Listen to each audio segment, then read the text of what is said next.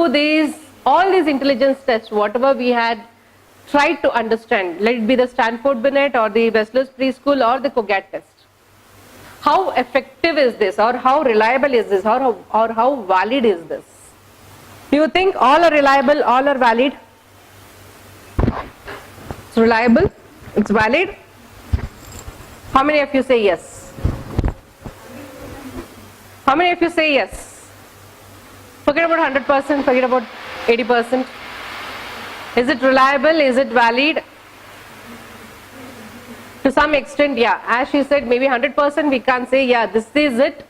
So when it comes to reliability and validity, reliability, because it depends on lot of different factors. When you are doing an IQ test, it depends on different factors. It depends on the person also who is administering the test. If I am very rude to the person or the group, if I say, you stupid people, you don't know that much also, please do it. If I give such kind of instructions, the child will be reluctant to do the test, or he will be reluctant to follow instructions. Okay, so it depends on lot of factors. Clear? That's why the reliability and validity, it's not 100% for any of the tests. Okay, and how stable is this IQ? For example, I have done the test today for the child. I have administered the COGAT test today at this date, this time over here. So, but this IQ, this test might not be valid when I am doing it after a month, because it is not stable. Why? Because there is brain growth. The child is growing, and every day you can't expect the child is going to perform the same, he is going to do the same. And all the IQ tests for that matter, it is not stable. That's the reason, if you want to analyze the IQ of the child, the same score will not be relevant every time. Because if you've done, maybe you've done the IQ today, but you take that same IQ test score after 2 years also, it is not going to be valid. They'll always ask you to get a fresh test done, because there can be a lot of changes, right? Because the brain neuron changes, and maybe you are doing a lot of intervention, maybe in the class as well, or maybe he's on medications, a lot of things. So every time it has to be redone. Definitely, they won't accept the same score, right? Because every time it changes and it is different, and every time if you want to get entered into all those public examinations or public departments, you need to re-give the test. It's always the same. Even for the IQ also it's the same. Okay. So what does the research says? Research suggests that intelligence is relatively stable from the early childhood, or IQ scores tend to be fairly stable. So it is for that age group. So maybe 3 years I've just performed now. There might not be any drastic change. But yeah, for the 3 year, when the child goes to the first standard, in case if he is going, it has to be redone. So the same test scores cannot be taken over there. But you can't expect any drastic changes. Like a 3-year-old, you have done the IQ now, you expect that, no, after giving your interventions, after doing all those things, he is going to perform like an 8-year-old or a 9-year-old. That's not possible. Okay. So only there can be some points up or down. Here or there will be variations. And what they say is, the closer together in time that IQ tests are given, the more consistent or stable the scores, obviously, right? So if you are giving it today and if you are giving it again, say after a month, it's almost going to be the same. You don't find any drastic changes. And 2 test scores really measure the intelligence. So what do they say is, this is a question of validity, and does the test measure what it claims to measure?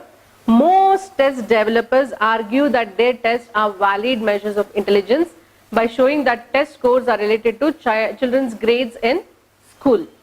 But always, as there is fight everywhere, so here also there are always fights that they say, no, our test is the best. our score is the best. So if you do in this way only, that is going to be valid. So there is always a tussle here also. So that's the reason for each and every, even in the schools, you know, they'll ask you to go to a specific place and get it assessed and come, in case if the child is having a problem. So here they usually send all of them to NIMHANS. So NIMHANS is a place where they do these tests. And that score, since it's a government recognized one, that score is taken as valid. So why is it important again is because in case if the child comes under the special category, okay, if his IQ is less or if he comes under special category, they are eligible for lot of advantages from the government. So government gives them lot of advantages, okay. So they consider them as a special, and there will be a lot of concession in various places. And even in the school also they are given more attention, they will be given more importance, okay. So that's the reason it's very important to get it done. So now all of you are clear with this, whatever I have told now. Now coming to the factors that influence intelligence. So what are the different factors which influence? So one is the child's influence. What is it? Genetics. This plays a major role. So what is his genetics? What were his forefathers? Because many conditions are hereditary in nature. So if their forefathers or if their someone in their family had this problem, kids might get the problem. We don't know what, but there is a genetic disposition here, predisposition. Then genotype, that is environment interaction. It again depends on the place where he is living or how the people are interacting with him, okay. A lot of things influence this IQ. Then gender. Gender, why they have mentioned here?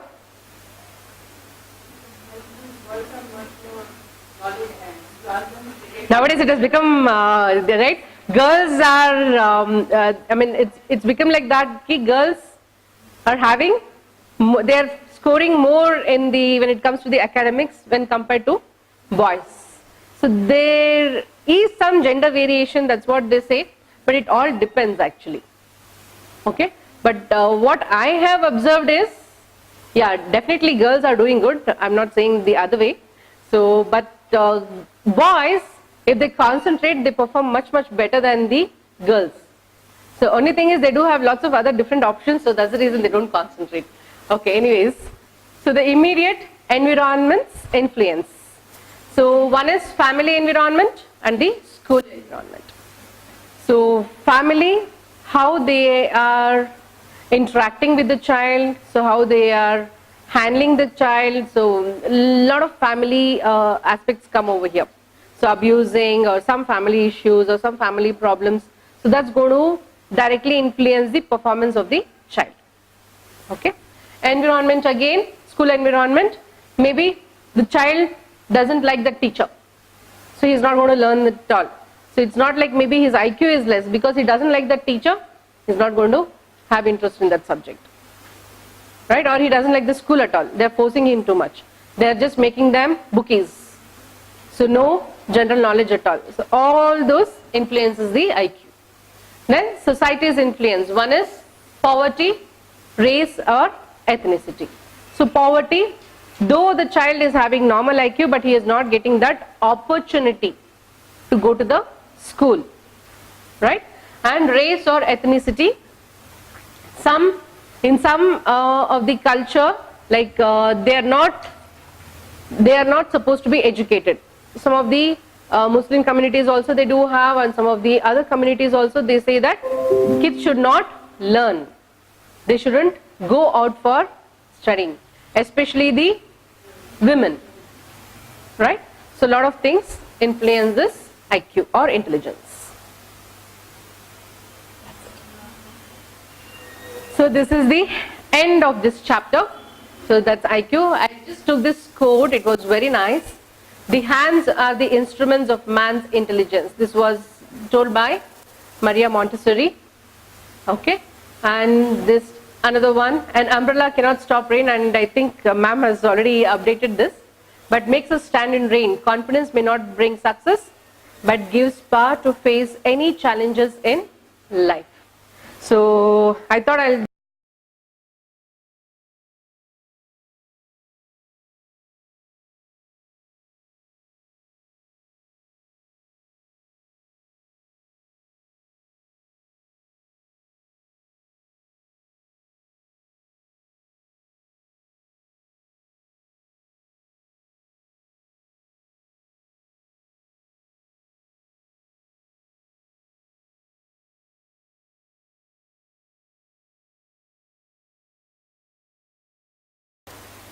So we can study the IQ levels from kindergarten till grade 12 as well. So here I have just taken the concept of kindergarten. So when it comes to the grade 12, in many of the schools, like even in the schools, in the CBSE schools or the ICS schools or any schools for that matter, we do have this CCE, right? So it's compulsory now. What is that? Continuous comprehensive evaluation of the child. So where you evaluate the child in each and every step. They do have their own different formats in different schools. So any of the CBSE school also, when you go for the parent teacher meeting, so they will give you that CCE or the report card or the performance of the student, right? And for the teachers, they will have another assessment pattern. So that will be submitted to the board or that will be submitted to the management. So where they analyze where the child is standing in the class. So because you have so many kids in the class, say around 20 to 30 odd children. So in that, how is the child scoring on an average? So this CCE and all also includes a lot of this cognitive tests. Okay? So that's how it is there designed till grade 12 also. So here we are going to only learn about the kindergarten. Okay? Then what does this test measure? So this measures both general and specific reasoning abilities.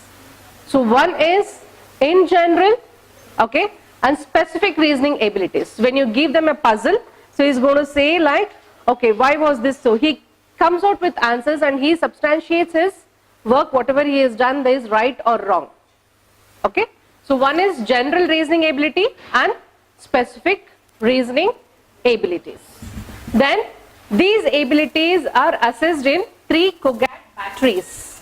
Batteries in the sense 3 ways. That's it. So the verbal, quantitative and non-verbal.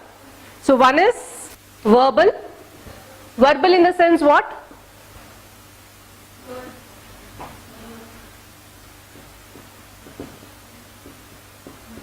Quantitative and non-verbal. So verbal in the sense where the child, he is verbal in nature, where the child is speaking out why he has done it and what is the reason. So okay, we'll be assessing all those now. So as and when I'll be explaining the examples, so I'll be explaining you so how it is done. Then quantitative. Quantitative is the measurement. Maybe the mathematical concepts when the child is trying to understand or when he's reasoning out. So then the quantitative measurement also comes into play. Then non-verbal, it's all like for the people, like for especially the kindergarten, because they don't know the reading or the writing activities. So it's mostly non-verbal, right? So maybe you will be reading out, there are some lot of pictures would be there, the child would be maybe match the picture, color the picture. Okay, you'll have to say which picture, which one is big or which one is small. Those are all non-verbal. Okay, where the writing activities is not involved. Clear? Then each is represented by 2 or 3 different reasoning tasks. So to measure one, for example, if you are measuring one verbal activity, so for that you can't give only one activity and say, yeah, the child has done this. So you need to give at least 2 or 3 different varieties of the same. Got the point? Then this is a group test. So that means you are administering this to a group of children. Then This measures the developed abilities and not innate abilities. What do you mean by this developed abilities and innate abilities? By birth, yeah, it's inborn. Innate means inborn. So that means from the beginning he has, by birth it is there in him. So this does not measure that. This only measures his developed abilities, what all he has learned. What all, as a teacher, whatever you're teaching and what he has learned in the class is going to measure only that.